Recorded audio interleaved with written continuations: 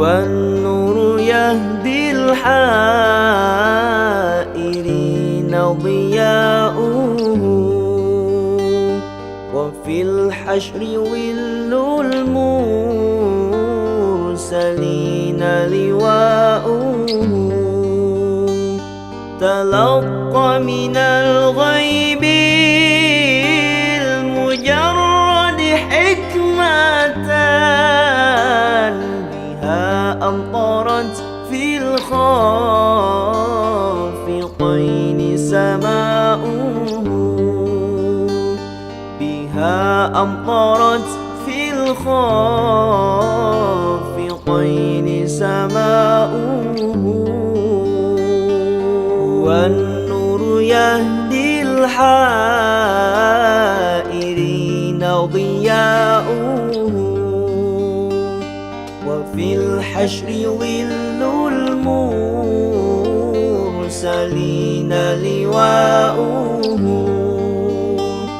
تلقى من الغيب المجرد حكمة بها أمطرت في الخافقين سماؤه بها أمطرت في الخافقين سماؤه.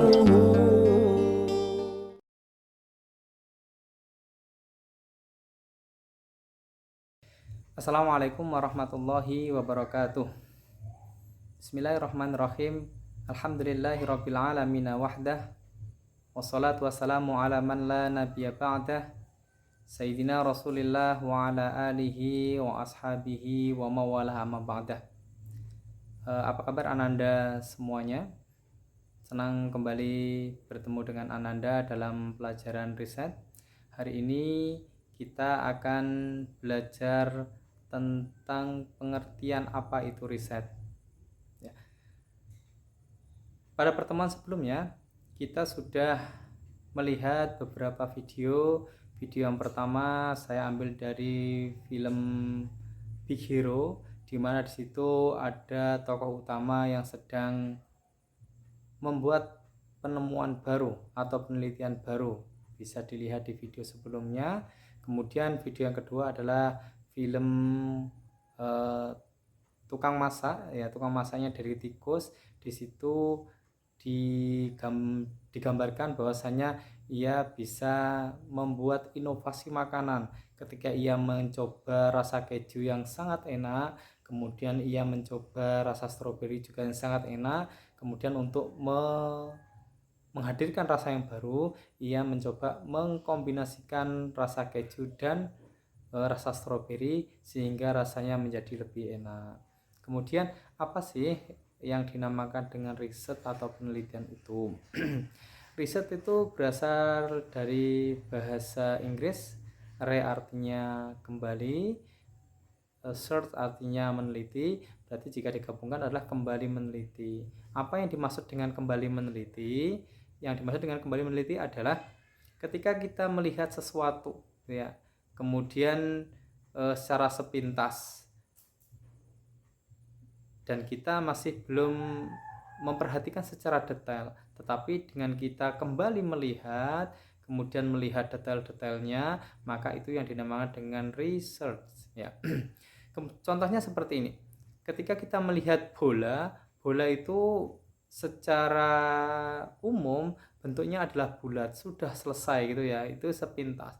Tetapi ketika kita kembali melakukan riset, melihat kembali, maka kita akan menyentuh bola itu. Ternyata di bola itu tidak hanya bentuknya bulat, tetapi juga ada garis-garisnya. Misalnya kalau bola sepak bola ada garis-garisnya, kadang ada gambarnya dan motifnya, dan tidak hanya bulat saja.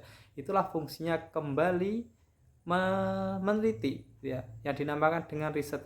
Jadi kita tidak puas dengan jawaban bahwa bola itu bulat, tetapi kita masih penasaran apakah cuma bola itu bulat, ternyata tidak, masih ada sesuatu yang banyak ya yang harus dijelaskan.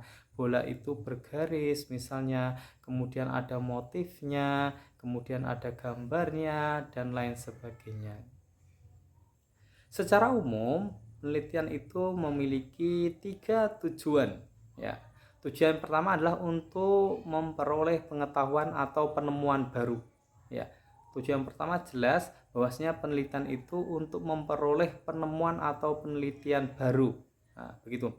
Misalnya kalau kita contohkan dulu sebelum ada robot, maka para ilmuwan menciptakan bagaimana ada replika manusia yang bisa yang bisa bekerja seperti manusia, maka penelitian dilakukan dan lahirlah sebuah robot.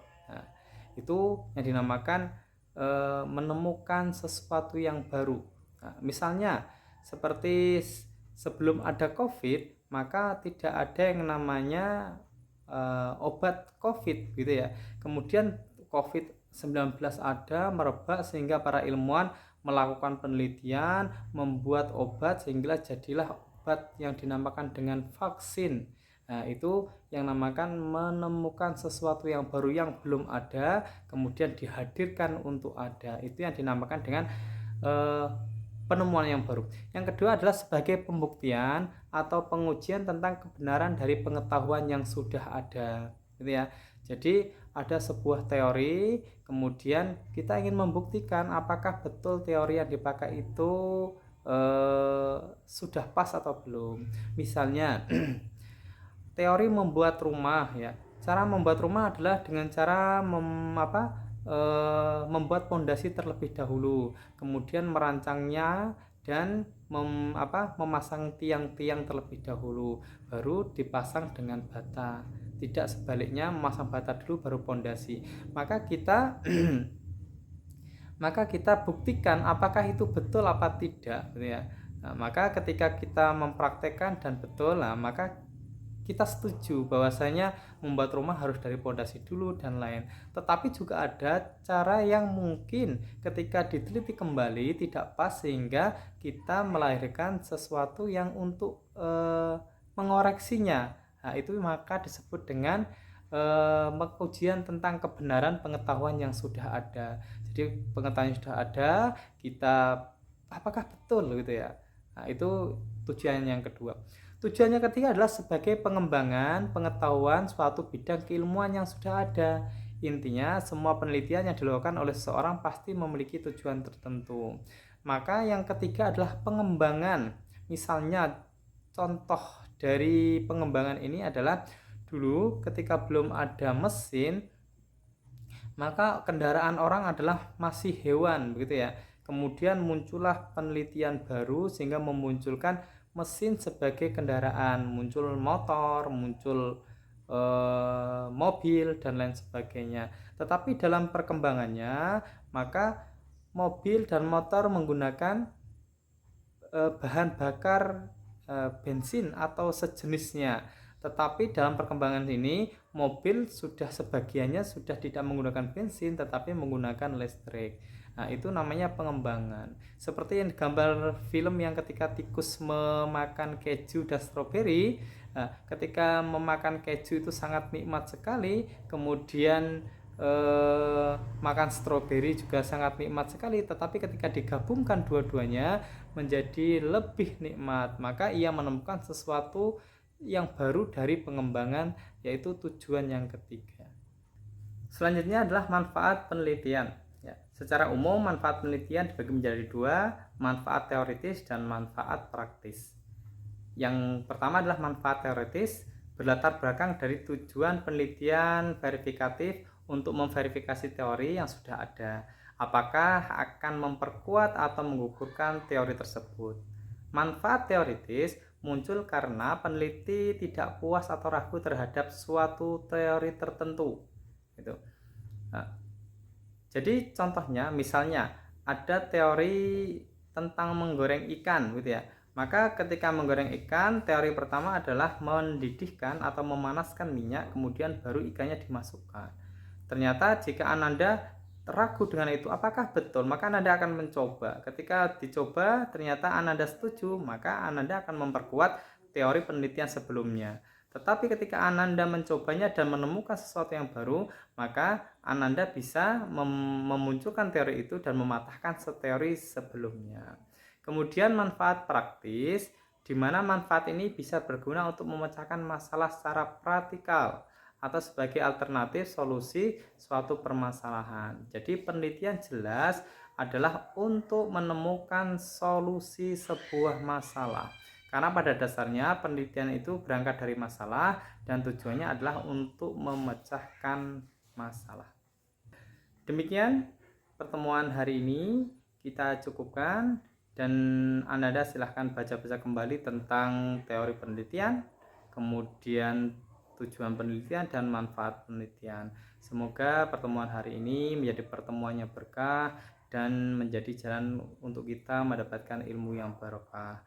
Akhirul kalam dari saya. Wassalamualaikum warahmatullahi wabarakatuh. Yo, listen up, here's a story about a little guy that lives in a blue world. And all day and all night and everything he sees is just blue like him, inside and outside.